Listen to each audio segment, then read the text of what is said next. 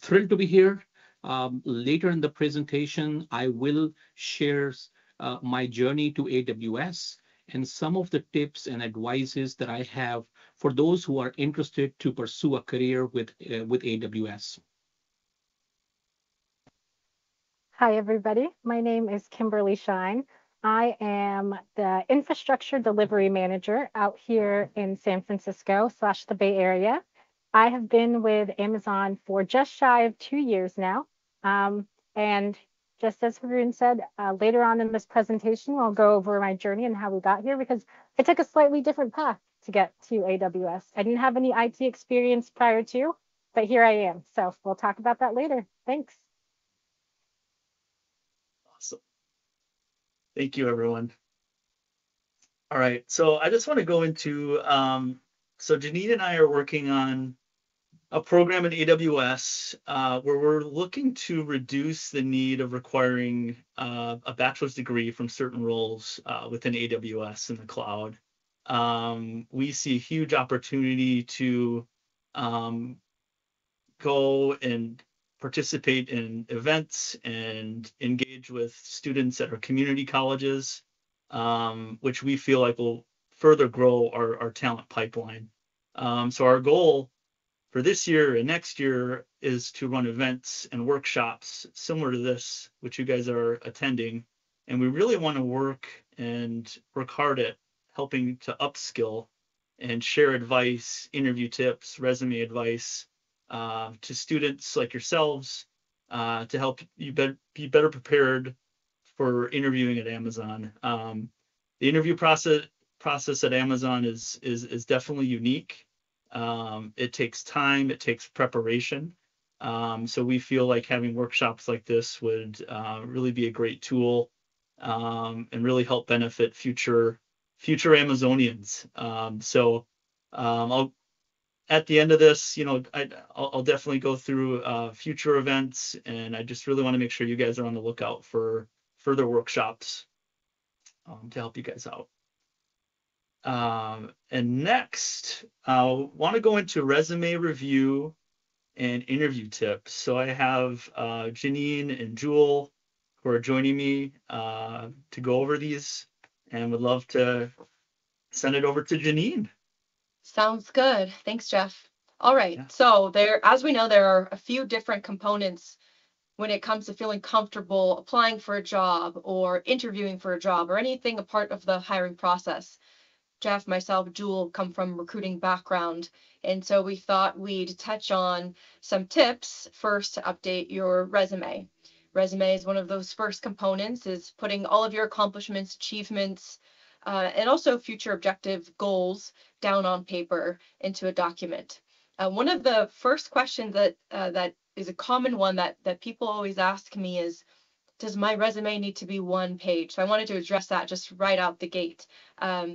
No, I think that there are a lot of opinions when it comes to how to go about things at any point of the interview process, including your resume. There's no rule book that says how long your resume needs to be. It truly is a personal decision. Recruiters, hiring managers will also have opinions, but ultimately you want to write down the most important things that make you eligible and qualified for the position that you're applying for. So that's a judgment call, and we can talk more about that, especially if you have questions, specific questions about the length of your resume. We can get to that later on.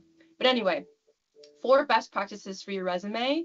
It's always good to make sure that you keep it current. So I know I've faced in my career, I've done different projects and work, and then I don't maintain the resume, and so it's very outdated, meaning I have to go back and think, what did I do last year? And maybe in your case, you're doing the same thing and thinking, what coursework did I take last year? Which class with which professor? And so if you make it a habit to maintain or update your resume, say monthly or quarterly, etc., at that point, then you'll be able to not have to go back and remember. So that's what I mean by kind of making it, updating it and making it current as you go. So again, I try to do it on a quarterly basis, and I might not have time to write everything out, but at least it's a bullet point and say, this is a project I work on. I can recall the details later, but at least I won't forget this key project. And then also in terms of the sections in your resume, we've highlighted here some of the most important components to make sure that you are paying attention to, maintaining and updating.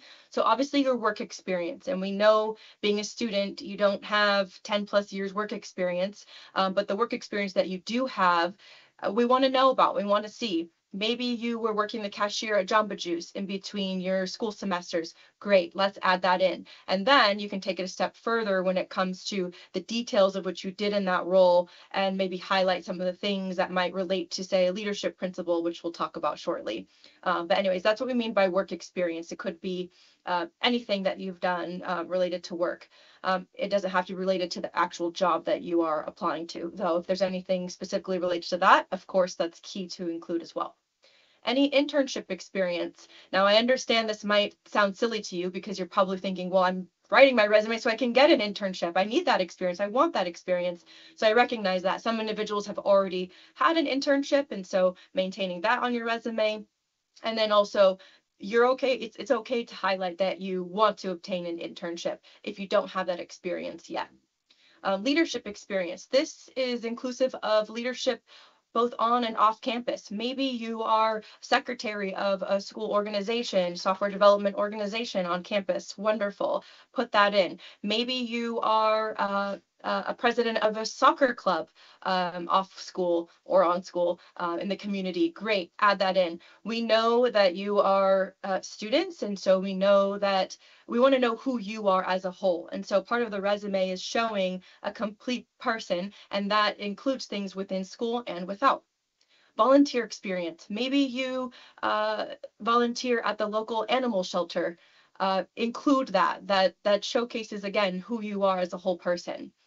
Your degree type, obviously, what you're pursuing, whether it's associate's degree, bachelor's degree, etc., master's, PhD, MBA, whatever it is, and your actual major as well. Certifications. A lot of people are working towards getting certifications prior to applying for a job, while they're applying, or even after becoming an employee for many years.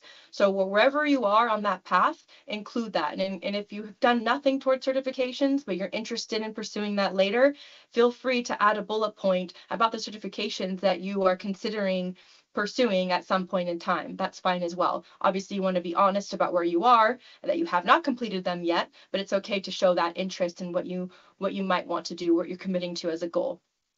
Graduation date. Though we listed it last, there's a big box here to showcase the importance of this, especially because when we are hiring students or recent graduates, your graduation date a lot of times is important for us to determine which roles you might be eligible for. For an intern here at Amazon, typically you must be currently enrolled in school. So if you've already graduated, if we saw your application come in, we'd say, hey, this person is likely eligible for a full-time position. And so we would consider you for that type of hiring channel versus an internship, and vice versa. So your graduation date is important to keep current. We know it changes because that ultimately will determine which jobs you're eligible for. Great. Let's go to the next slide. All right. When it comes to, again, maintaining your resume, keeping it up to date, we talked about certifications. We did not talk about project work. Project work might be any work that you're doing in school, your coursework, or if you're doing, say, a boot camp outside of school, that could be project work to include in your resume. Stretch projects, so maybe it's not something directly related to the main projects you're working on or your major or your degree, but something outside, something a little bit different. Perfectly fine. Again, we want to know you as a whole. Any leadership roles, again, we talked about that both in and outside of school. But again, and it doesn't have to be, oh, I can only include it if I'm the president or if I'm a chair. It could be that you're a participant in a certain school club. We want to know about that. Highlight specifically any direct business impact. I have an example in the next slide, which I'll show you what that could mean. And any specific data points. We love data, so we want to know what is the percentage, what's the volume, what does that metric actually mean, what is the impact, and the overall final results of what the work that you did actually was able to complete. So again, some of the overall tips, be specific where you can. describe the situation of the task that you were working towards. And again, this could be from previous job, a school project, volunteer work, or something outside of school, or even extracurricular. And you want to make sure that you're thinking about, why does this matter? Why am I including this on the resume? And so thinking about the results that, say, a hiring manager who would potentially be hiring you would want to know, like, that's great that you did this. Like, what does that mean? And what does that then mean for potentially hiring you on my team at Amazon? Do your research. Make sure that your resume and your LinkedIn match. You're like basically updating two different systems, documents, and so you want to make sure that they are in line. And again, it's a judgment call of what you include on each, though they should match.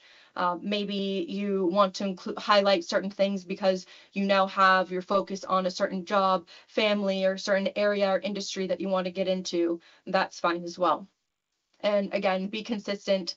If you're applying for a product manager role, for example, highlight your resume with relevant experience for that, but don't change things that then later you have, because we have a system where we have all of your resume submissions, right? And if you have resumes that don't line up, or you were calling yourself a product manager in 2021 and now you're calling yourself a program manager, like, we would want to know why that is. So just try and make sure, check for consistency is the overall tip for this point. Okay, this is a slide that I was alluding to earlier when I said I would give you an example of how to showcase results in your resume. So if you are, for example, talking about project work or something that you worked on that was really related to engineering automation system for web form development using C++, we might look at that and say, that's very great. That's very related to, say, a qualification, that basic qualification that's required for one of our jobs. But it doesn't tell the whole story. So if you're able to then add on, again, that result portion, that's huge, because you're then showing the impact and you're including the data components that we look for. So adding in on top of that, and it's not in place of, it's adding on. The more detailed, the better. So cutting front end development time, so very specific, like what time did you cut? What was it related to? By 75%. Wow, that's impactful. And reducing the integrity errors by 90%. So this tells a lot more of a story than if you just had the first portion. Does it tell the full story? No, but that's why you get to the interview and we get to ask you more questions about it and you get to explain further and you get to showcase all of the details related to this and how you went about it. But this is an example of why that detail is helpful. Again, for the second one on this screen, created a wiki for internal documentation to scale down required meetings. That's interesting. But again, there's some components that might be lacking. So by adding in this result of accelerating onboarding time, more specifically, by 70%. So you're including that percentage, that data point, and it's allowing the person reviewing your resume, or people reviewing, if there's multiple eyes on it at any given point in time, and showing that this person makes an impact. This person delivers results, which is one of the leadership principles, which we'll talk about shortly. So this concludes the topic of basic resume tips and tricks, if you will. There's a lot more we could go into. This is what we do for a living, so we could talk about it for hours. We won't keep you here. We want to touch on other topics. But when you move off of paper, where do you go next? Now you're introducing yourself live. And this could be over the phone, could be video, in person, and it all comes down to this elevator pitch that we have here. So go ahead, Jeff. I believe you're going to talk about our elevator pitch ideas. Yes. Thank you, Janine. Great points with the resumes. So for the elevator pitch, team, I think it's super important. I mean, think about it. How long do you spend on an elevator? Probably 20 to 30 seconds, maybe a minute at max. But with an elevator pitch, you want to make sure that it's a brief, persuasive speech that you can use to create interest in yourself, a project or an idea, or simply what your organization does. So it's important to use it for preparing for an interview. I have the pleasure, along with Janine and Jewel, we're in the bar raising program, so we get a chance to do a ton of loops and interact with a ton of candidates. And speaking for myself, I always love just saying, hey, tell me a little bit about yourself. So it's definitely important to practice that and to kind of plan out how you want to present yourself in the most confident and persuasive way, and that you're not limiting all the great things that you've done, educationally and professionally. So it's also important for outreach when you're interested in a role. It's really good to have a brief summary of yourself, along with networking opportunities and then pitching ideas as well. So a few things that are important to include. So definitely the introductory part to yourself, a summary of what you do and what you bring to the table, and then what you're looking for or what you want, and end with a call to action is another piece of advice as well. So wrote out we have a quick example here. So here are a few things. Couple quick paragraphs, right? This probably won't take too long to say in an interview, but we start off with obviously your name, what school you're in currently, and then kind of explain the role maybe you're interested in.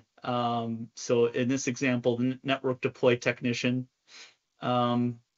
This also includes that, hey, you understand the job description. You can connect it back to experiences you've maybe had at previous companies, or maybe certain projects or school things that you've done.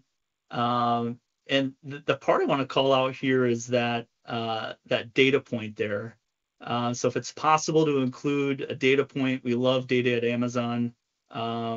We really look for that, and we love hearing about it. So in this specific example, this individual increased customer engagement by 15%. So and then the second part of the elevator pitch, just talking about how you think you could thrive in that given role, and just wrap it up with hoping to have the opportunity to have a call or meet further to discuss the qualifications. So few things that are good about this elevator pitch example. So you open with a personalized message that shows your experience, your qualifications, and relevance to the role. And then you introduce your interest to the industry, so to Amazon or AWS, and your previous experience. And then you'll also highlight your accomplishments, skill set, and relate that to your history. And then just to wrap it up, provides a call to action or next step for your meet in a more personalized setting. So just to wrap up these couple of slides, just make sure you guys have, a great pitch that you could give to an interviewer. Practice doing that with a friend, a loved one, in front of the mirror. But it's definitely something that's important as you go through your experiences. And with that, I'd love to introduce Jewel, who's going to go over some interviewing tips. Thank you, Jeff.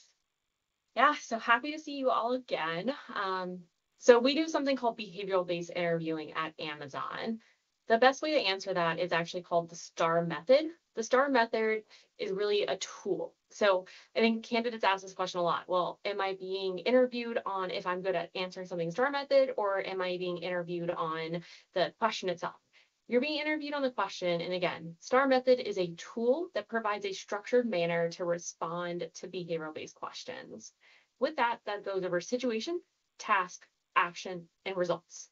And again, when you're working through the structure, what you're doing is helping the interviewer see the full picture of what you're trying to share.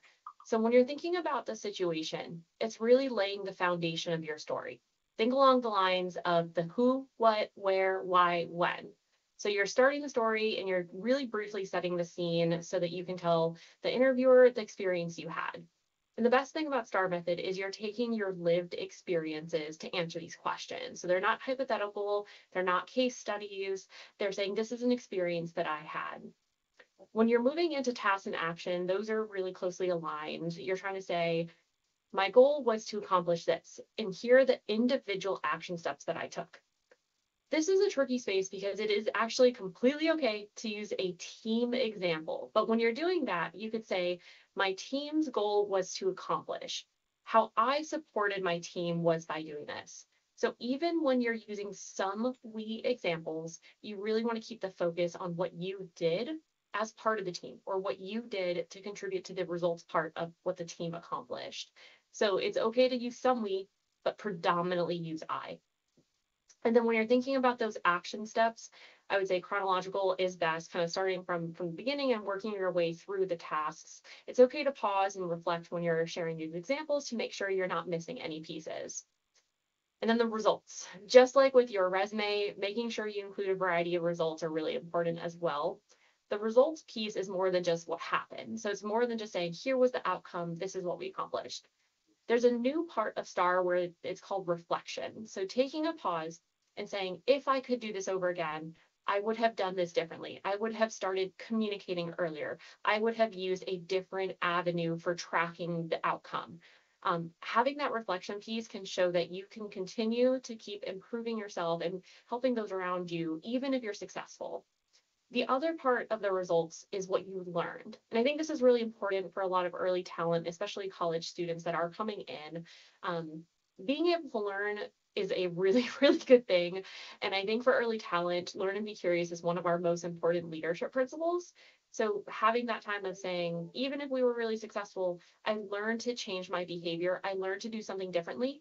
And now every time I do something like this, I actually use this new thing that I've learned. Having that full encompassing results with reflection and learning can give it a bigger answer than what you originally would say instead of just saying this was the outcome. Next slide, please. So I mentioned those behavioral-based questions. So behavioral-based interviewing is unique in of itself, and I don't recommend winging any types of interviews that you know are behavioral-based. So when you are preparing and practicing prior to the interview, you want to be clear and concise. So again, that structured manner of responding is really helpful. There is no minimum or maximum time that is best for behavioral-based interviewing. It's really going to depend on the complexity of your experience and the question that's asked. So with that being clear and concise, you also want to make sure and guarantee that you're answering the question that's asked rather than using one of your own experiences and trying to morph it to fit into the question. And then when you're kind of thinking about the context, again, answer the question asked. And having examples that are ready are really good. We do have 16 leadership principles here, which can sound a little overwhelming. None of your interviewers would expect you to have those memorized. They don't expect you to have 1 to 2 examples prepared for each of the leadership principles. A good way to think about this, especially for a more college level or entry level interview, is if you could sit down and write 4 or 5 examples out, potentially even in STAR method format. Think about things that you have gone above and beyond for, or things that you feel really proud of. You can talk about times when you've had a lot of bias for action. You really jumped in and tackled something, even if it was outside of your scope and was not expected of you. Again, if you have 4 or 5 examples of accomplishments, that'll be better to prepare rather than trying to say, well, I think they're going to ask me about this leadership principle, because you won't know what question they asked about that leadership principle. So having that variety of examples can go a long way. And again, when you write it out, even if you just have 2 bullet points or 3 bullet points for situation, task, action, results, what it actually does in the preparation stage is help refresh you of the details of what happened. And that makes a lot of sense because we are all very busy people. We forget things all the time. So again, when you're winging it, you're going to miss a lot of the context. You're going to miss a lot of the details. You might not remember the metrics and you might say, well, I think it was about 20%, but I really can't remember. So if you take a little bit of time before an interview and prepare, it will go a long way to help you more naturally answer the questions, while also kind of refreshing the details. So there might be less probing questions after you share your example. All right. So again, when you're thinking about the STAR format, that is not a requirement. I want to emphasize that. So STAR format is a tool to help you. Don't be intimidated by it. Again, when you're thinking about the situation, 2 or 3 bullet points. If you're getting to the results piece, that could definitely be a little bit more. You might want to have 4 or 5 bullet points if you want to include that reflection and that learning to help kind of build out the impact or the outcome of your experience. And here, actually, the slide says prepare for 10 examples. That could be if you're doing a more intense loop. Some of our internship interviews are a little bit more concise and shortened. So 5 or 6 examples would be plenty for our internship interview. If you're working more towards like a full-time interview loop, 10 would definitely be good. And the lows part of that comment would be, when have you had an experience that you really struggled on, or when have you had to overcome a barrier that you weren't expecting? So they're still looking for you to be able to speak about times that you've had to work harder to overcome something. And again, writing out those STAR examples can go a long way. With that, it's easy to kind of talk about what STAR method is without showing some examples. This is a really, really common and really great way to start. So this is a team project example. I know Janine mentioned the types of examples that you all can come in and speak to. I will say that for all of my interviewers, I always reiterate to them that students oftentimes have limited work experience. So it is okay to use work experience if you have it, or internship experience, school project examples, just like the one on the screen, or even volunteerism, anything that can kind of be the most relevant way to answer the question being asked is really good. So again, when you're thinking about those handful of examples to prepare ahead of time, use that holistic view of who you are. Don't get stuck with just using work examples. So with that, this slide kind of shows, again, a very common college level or depth of an answer. If you read that first quote, it's probably only about 20 seconds. How could you possibly go over situation, task, action, and results in only 20 seconds? So when you're thinking about that, one way to prepare, you can either record yourself answering a question. You can find the 10 most common behavioral-based questions online. Amazon, if you go to our interviewing page, we actually have a ton of tidbits and a ton of practice material that you can work with prior to an interview. But when you practice it, you'll have that time to say like, well, did I actually talk about situation? When you record it and listen to yourself, that can help you say, well, I didn't even think I missed all of my action steps like you see on this example. So there's some areas of improvement and some recommendations on how you can kind of make your answer a little bit deeper. And again, this is still very relevant to a college level example. For our next slide, you can see what is more about a 2-minute example. This might look like a lot of words, but I've read this out loud. I recorded myself. It's about 2 minutes. And you can see that there's something that's really important and that was missing last time, and that's metrics. Your interviewers are going to meet you where you're at in your career development.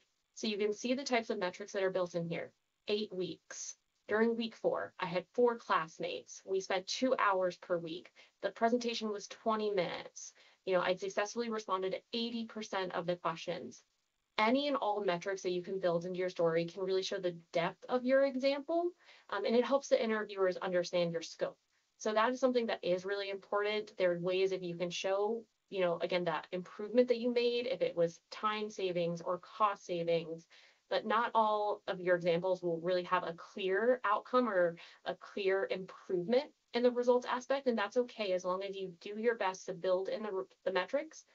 And it's also okay if sometimes you have to approximate it. So say you're working on a task and you have a team of 5 people, and each person completes the task and says, it took me X amount of time to complete it. And then you make a change and you're like, I have an idea. Can we try to do it differently? And then you did another test and you say, well, these are all the new times. And I see that this task now is 3 minutes faster on average. That might not sound like a big impact, but say that's a task you do for 5 people, 10 times a day, 5 days a week. You can compare your results instead of just a one-time aspect. You can say, this is how much we saved weekly, or this is how much we saved annually in time. So there's different ways that you can talk about the results too. that, again, might seem small in a single scale, but when you see it all encompassing, can sound a lot more impressive. All right.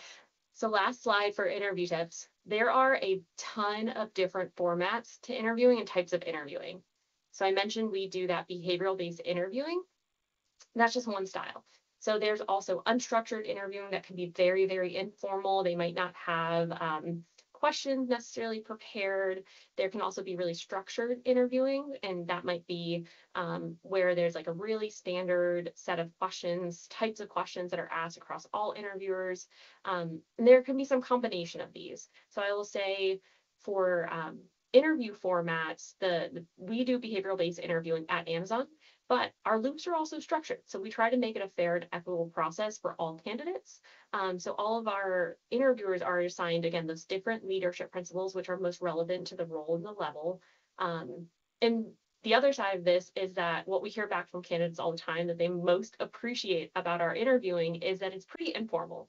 Many candidates let us know that it seems to be more conversational, even if it's structured. So keep in mind that there are a variety, and the interview itself could be a little bit fluid.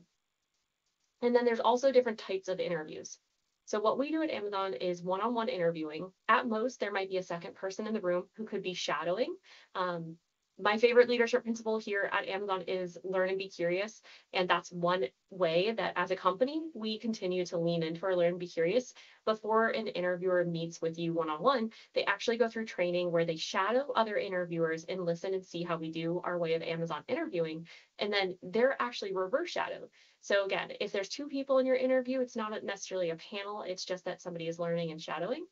But other companies do panel interviewing. I will say in Asia Pacific countries, it's very common to have panel interviews or group interviews. There could also be a working interview. These should definitely be paid. I would encourage you to check your labor laws. And then the style of interview could be different depending on where you're interviewing or what way you're interviewing. It could be in person, it could be virtual.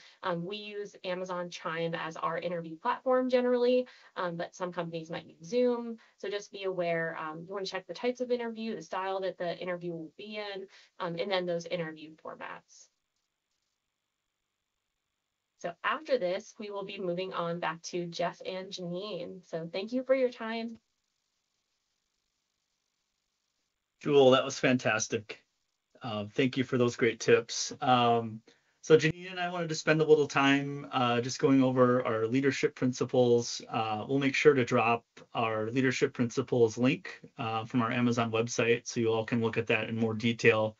But as Jewel alluded to, we do have 16 leadership principles. They're all very important, but Janine and I just wanted to touch on a couple. For me, the most important LPs, or I should say my favorite ones, would be customer obsession. And my favorite part about that is everything that we do at Amazon, we start with the customer and then we work backwards from that customer, from their needs. Just really helps us work toward completing projects and goals. So customer obsession is certainly one of my favorites. Earns trust would be my other one. And with that one, what I really like is, are you able to be vocally self-critical of yourself? Even if it's, maybe awkward to say out loud or whatnot, but earns trust and customer obsession are two LPs that I see in interview loops that are very important, and that a lot of our hiring managers highlight as must-haves. So if as you're going through interview preparation and practicing, give those two LPs a look and try to think through maybe some examples or things that you could correlate both of those LPs to. Yeah, Jewel said her favorite was learn and be curious, and I have to say that is one of mine as well, especially when we're working with recent graduates or even people still in school. That's because nobody is ever a true expert in anything. You never know everything about anything. There's always room to grow. Of course, you can be a subject matter expert, a SME as we call it, but there's always ways to improve within a certain area or onto new areas. And so showcasing that you're somebody who truly likes to learn and figure things out, and maybe there's not a manual playbook on how to go about and do something, but you go and you dig and you find a resource and then you build the playbook yourself, for example. Like that's something that I look for in people that I want to work alongside with as teammates and peers. Another leadership principle that I find very important for anyone working here at Amazon and elsewhere, of course, too, but is bias for action. So I like to work alongside people who not only can talk about things and make a plan and have good discussion, maybe create great strategies, but then actually go and get work done. So, if we're talking in a group setting and like, yeah, it'd be great if we did this, it'd be great if we did that. And then my teammate says, well, look, I created this document and to get us started, and here's what I've put in so far. I'm like, wow, they showed a strong bias for action. They rolled up their sleeves. Nobody had to tell them, hey, are you going to take this first step? Or who wants to do this? Somebody just went and did it. That gets me really excited to work with people who think like that and take that action. And it motivates me to then go and do the same thing and get ahead, take that next step. So that way we're not passively sitting around and wondering who's going to do what. No, here we go. So that's a very important and fun one for me, bias for action. Love it, Janine. The only other one I wanted to touch on, have backbone, disagree, commit, is one that I've seen candidates have a hard time with. And Jewel mentioned it in a couple of slides earlier, but try to think through times when maybe things didn't go well. Maybe you missed a goal. Maybe you came up short on a project. Maybe you received some negative feedback from a manager or a professor or someone. I oftentimes see our questions kind of throw candidates for a loop when we're not looking for massive wins. I mean, we want to hear we're all human. We all make mistakes. Things don't always go the way we want them to, but we really want to hear about how you learned from that and how you looked at things in the future differently from going through an experience like that. Thank you, Janine, for sharing as well. Of course, thank you. All right. Yeah, absolutely. All right, I would love to introduce Kimberly and Haroon, if you guys wanted to hop on camera.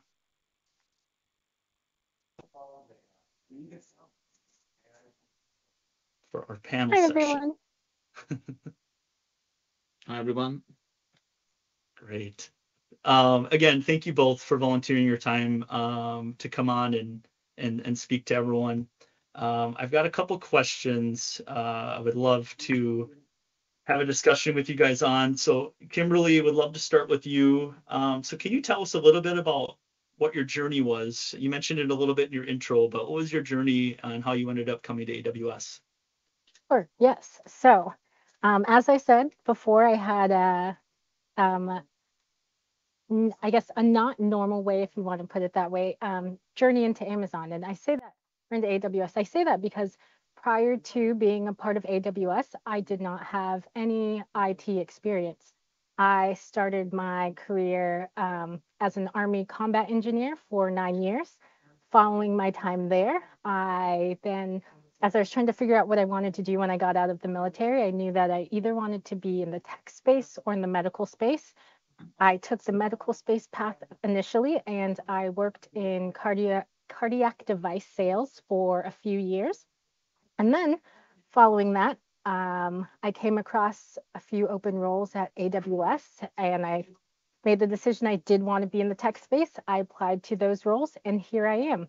So again, been in role for just shy of 2 years now. And so I always like to share my journey and how I didn't have IT experience prior to, because it sometimes can seem daunting to look at roles and you kind of count yourself out because you don't have that IT experience. But what's most important is your adaptability and your ability to learn. And just as Jeffrey and Janine talked about, some of those leadership principles and having power stories that really convey that is who you are and you have that type of experience. So before you count yourself out, as you look into roles with AWS, please think about those, look at the leadership principles, and then, reassess before.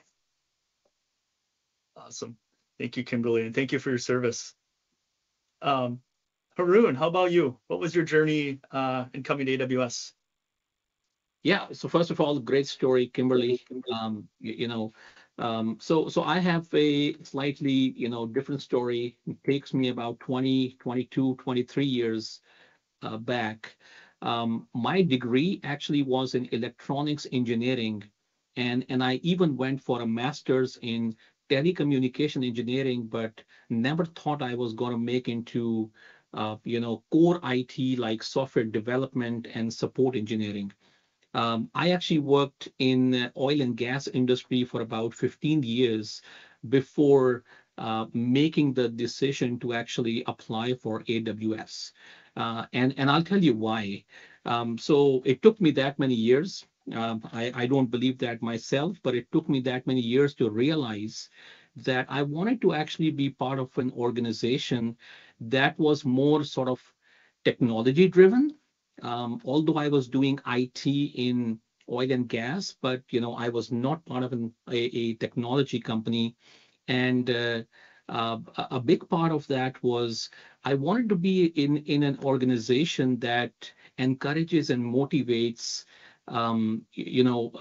innovation and creativity. Again, there is a leadership principle, invent and simplify, and that kind of caught my eye. And there's so many other things that I can talk about, when it comes to Amazon and AWS, that I really like. For example, there was another one that actually came to automation. So I thought, working in oil and gas for such a long time, and I actually was with, different companies. The processes were, not very lean, and there was not much of automation in those organizations. And I thought to myself, there is definitely, other companies out there that actually do a way better job when it comes to automation or lean processes and things like that. So I was literally, I had this check box in my mind, and I started applying, but AWS was the only organization that met my sort of aspirations, if you like. And I applied and I joined Amazon. Actually, I joined on the other side of Amazon, which is the e-commerce side. That is where we do the warehousing and the fulfillment centers. I actually worked as an IT manager for 5 years before I got the opportunity to actually move into AWS. Obviously, both being the same organization, but now going into the cloud side of the business. So been here for a couple of years now, and I love it here. The level of automation, the level of innovation is just unbelievable. So that's my little story. Thank you, Haroon. Glad you made the switch. Yeah, absolutely. All right, next question, Kimberly. So just curious, what does your day-to-day look like? And then on top of that, what does your team's day-to-day look like? So as a manager, my day-to-day looks like a lot of back-to-back meetings, if I'm being honest with you. But those meetings include everything from coordinating the intake of projects that my team has to face, any escalation or any troubleshooting issues that may arise, and then also as a manager, just strategic planning of what makes sense for the business and what my team looks like for the upcoming years, what our incoming project load looks like. So really project manager or program manager, project manager type of focus. As far as my team, what that looks like is it's slightly different, right? Because they are hands-on technicians. They are in the data centers day to day. So if they are not sitting behind their computers and again, planning up incoming project that they have, they are working in our red zone spaces, physically getting their hands on network and server racks and getting them up on the network or troubleshooting them. Awesome. Thank you, Kimberly. Haroon, how Yeah. about you? So yeah, sure. So as a technical operations manager within the support engineering pillar of Amazon, um, my day to day is pretty much as Kimberly mentioned, a lot of meetings. So if you're joining Amazon and if you become a manager, you're gonna have a lot of meetings for sure. So I think we can all agree to that. But apart from that, as technical managers, we are also handling escalations. We are also handling projects or ensuring that our engineers and our resources or employees are they're actually working on the projects that are assigned, and so those are some of the high level things that I as a manager I'm involved in. But when it comes to our teams, so within my team or within the support engineering team, we have several roles. Cloud support associate is one of the role that we are talking about here, and that's actually the entry level role when students actually graduate. That would be the entry level role that they would apply to. We also have a cloud support associate intern role, right, which is obviously a seasonal internship that we offer. And so, we have students that actually apply through the internship, and they actually, they are with us for about 3 months or about 12 weeks. And then we have cloud support engineers. Those are essentially, higher level positions within the team. What our teams do is actually primarily, we our cloud support associates and cloud support engineers, they're providing um, all kinds of support, whether it is application support or it's software development support to our AWS customers across the globe. And we actually have teams within the US. We have teams in 3 different locations. That would be North America East, which would be essentially, we have Virginia and New York, and then North America Central, which actually is our main office is in DFW, so Dallas Fort Worth, and then we have a team in the West Coast. So we hire engineers and cloud support associates in these 3 locations. And so they're essentially providing, as I mentioned, they're really solving critical and complex customer problems for our customers across the globe. So that's pretty much what our engineers do. I did also wanted to mention, Jeff, that we actually have an internship program that is currently open for 2024. So that would be a great opportunity for the students, to actually consider and apply. And I can share more details as far as the internship goes. But I'll kind of share a little bit of key information here. So in terms of the internship requirements for anybody to apply in the 2024 internship program, you should be pursuing either an associate or a undergrad degree. So anybody who is actually pursuing either an associate degree or a undergrad degree can actually apply for the internship program. And there is only one caveat, which is that your graduation date must be between December 2024 to August of 2025. And this is a graduation date, just to be clear. Another prerequisite for our students here is that you have to be a senior when you are actually applying for these positions, the internship positions. So just wanted to sort of share that with you. And we do have a link. If we can actually share the link with the student as well. So I was Yes. going to actually post it in our channel. Absolutely. Thank you, Haroon. If I may also, Yeah. sorry, just to piggyback off of what Haroon was saying. So there's also something called a work-based learning program. And so that is a program where if you do not have any technical experience at all, it gives you the basic entry level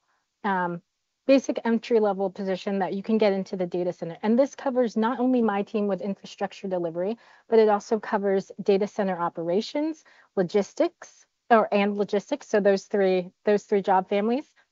And again, you don't have to have any experience, and it's a 12-week program where you learn on the job and then figure out if it's the right fit for you and the right fit for the team, and then you move forward from there. So for those of you who may be afraid to apply because you don't have that IT experience, work-based learning program is a great program to look for as you go through Amazon jobs. Yes, completely agree, Kimberly. Great way to get into AWS. Couple more quick questions for you guys as we're coming close to the end of our event. Any advice for how applicants can stand out to AWS? So there are a few certifications that definitely pop out on resumes when we are looking at our candidates.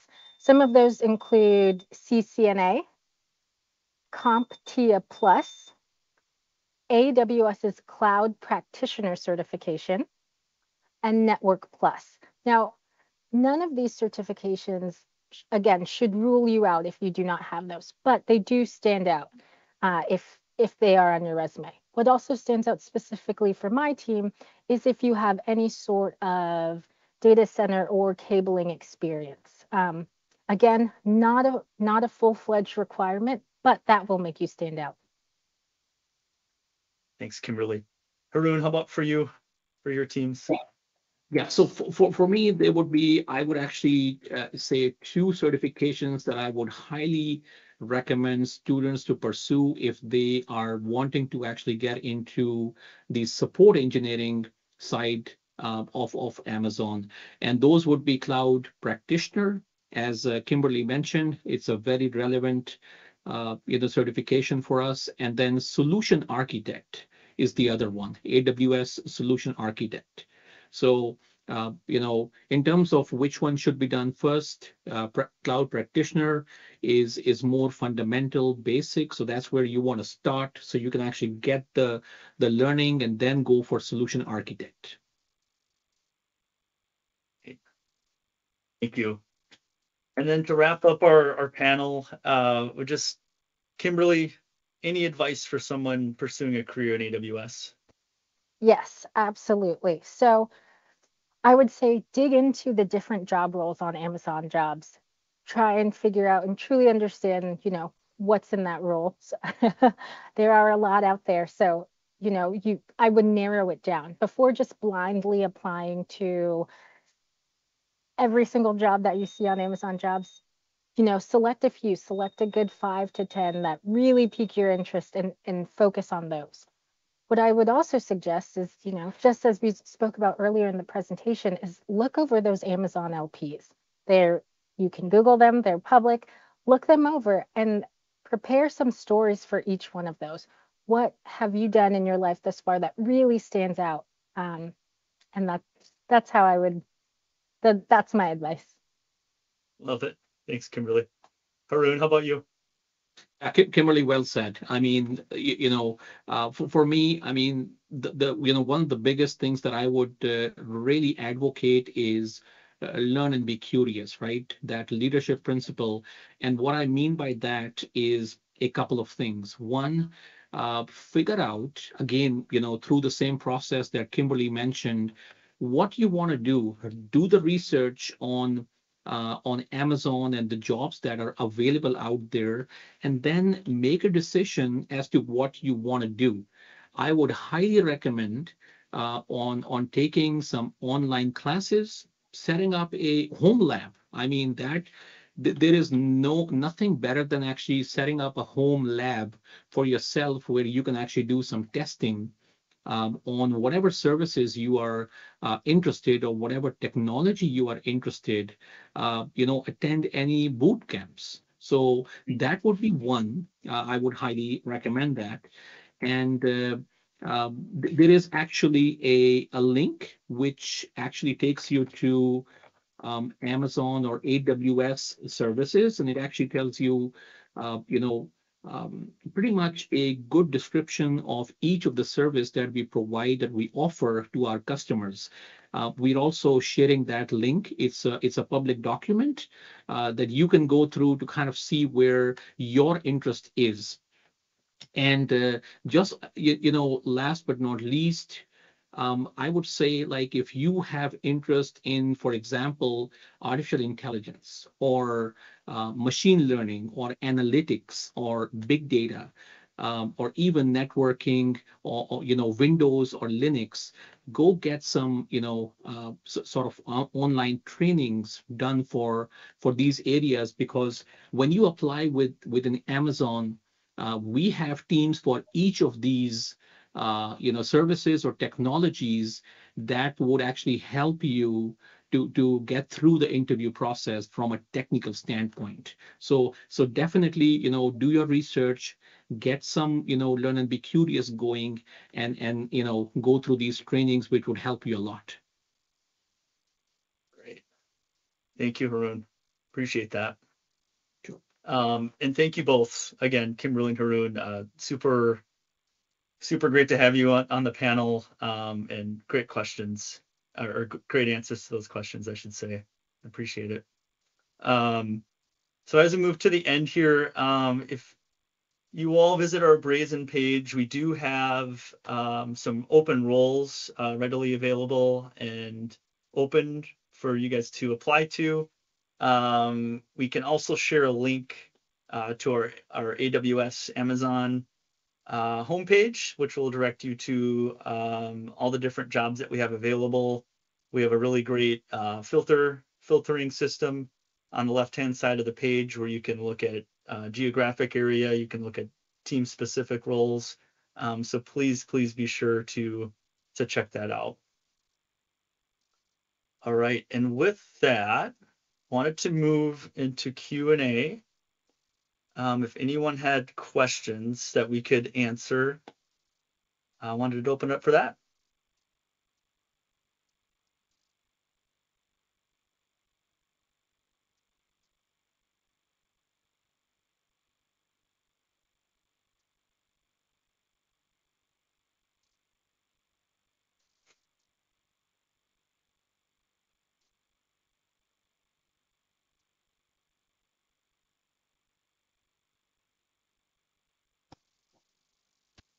So I was looking at the questions earlier, and I did see one come across about someone saying they're not being selected. So I can kind of give you the perspective of what a recruiter looks for, if that is a good place to start, hopefully maybe answer a couple of the questions kind of as we work through. So Jewel, love it. Thank you. Yeah. One thing, there are no bots looking at your resumes. Like, if there is, it's me. Like, I'm the bot. So the best way for me to consider you for any of my openings is you need to make sure you meet the basic qualifications. And if there's one and you meet it, great, I'll look at your resume. If there's three and you don't meet any of them, I can't consider you. No matter, even if I know you and I met you at a conference and you were my brother, I can't consider you. So for any role you apply to at Amazon, every recruiter has to screen and make sure at the bare minimum, every single basic qualification is met. So if you were currently a student and say you're working on your master's degree in computer science, so say, let's talk about a software development role. You're working on your master's degree in computer science, and I have a sales internship and I require a bachelor's degree with no major requirement. I still can't consider you. You might be overqualified for my position, but our levels are designed for kind of where people are in their own development as well. So you might be more eligible for a more senior position. We do have some senior internships where they are looking for master's or MBA, or even in the data science department, they're looking for PhD students. So again, you have to meet the basic qualifications. Recruiters have no flexibility there. Now, if you're transitioning, and I think somebody had said, well, what if I want to transition to tech, but I'm currently non-tech? That's okay too, whether it's a campus or not, as long as you show progression as you're working towards whatever role there is. So there could be certifications like that were mentioned on this call that make sense and help kind of bridge those gaps. But again, you still need to meet the basic qualification. So there are transition programs like the Work-Based Learning Program, constantly abbreviated as WBLP. So just keep that in mind. It's okay if you don't meet every preferred qualification, but it is required you meet the basic. And after that, it could be the assessment. So do your best on all of our assessments, but sometimes if you don't pass the assessment, even if you're the most perfect fit, we're not able to move you forward. There could be a variety of reasons. Jewel, well said. Thank you so much. Hey, Jeff, I see a question that I think a lot of students might actually have as well. So I wanted to just take that one. It's the what skills are you looking for an entry-level candidate for a CSA or a Cloud Support Associate? So I wanted to just break it down into internship and then entry-level direct Cloud Support Associate. So the requirement for internship, you would actually be a senior, and you would actually be enrolled in an associate or a undergraduate degree program, and you would be graduating between December of 2024 and August of 2025, and you should also have experience or coursework in networking and operating systems. So this is for internship program. And then for the Cloud Support Associate direct hire, which is basically when you've already graduated and you're applying for a CSA position, the requirement would be you are either a bachelor's degree, or you have a bachelor's degree, or you're pursuing a bachelor's degree. So you could still apply actually in computer sciences, computer engineering, information technology, or related field. And you should have at least some level of experience or knowledge in one of the scripting languages. And some of the languages to name would be Python, Ruby, shell scripting, and Perl. And the last but not least, basic networking knowledge and operating systems. So I wanted to just mention that because I'm sure a number of our students would actually have this question. Great. Thank you. Any other questions we want to speak to that you guys are seeing?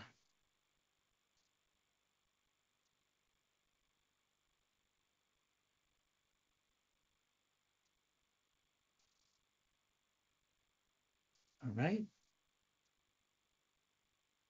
If not, we do have a survey. Would love to have you guys fill this out. It's a really fast survey, just 4 questions about this event, but we want to hear your feedback so we can improve and look for additional ideas for future events as we move into the end of 2023 and into the new year. It's coming quick, but I wanted to just say thank you to everyone who attended this workshop. We had a blast putting this together, and look forward to future workshops. Thank you so much for your time, and just wanted to say thank you to everyone on this call who helped. Much appreciated. Thanks, Jeff. Thanks, everyone. Thanks for watching.